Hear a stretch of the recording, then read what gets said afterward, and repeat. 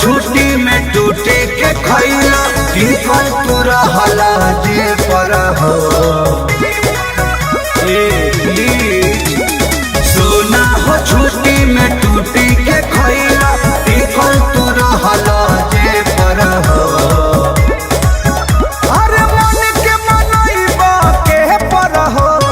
चलत ये जान पे पर हो मन के मनइबा के पर हो चलत ये जान पे पर हो मान जाओ ना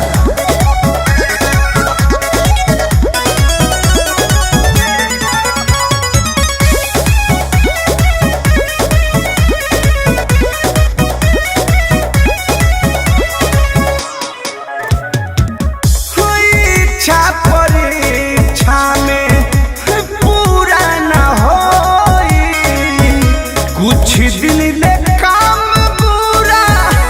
बुरा न होई एहो इच्छा परीक्षा में पूरा न होई कुछ दिन ले काम बुरा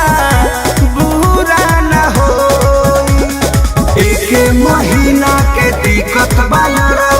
आ गई है फेरू से पर मन के मनइबा के पर हो चलता ये जान पे पर हो आहे मन के मनइबा के पर हो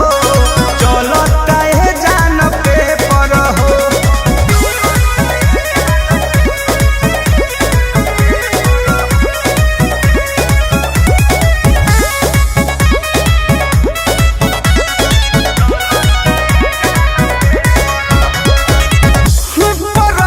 सलामत रखी हो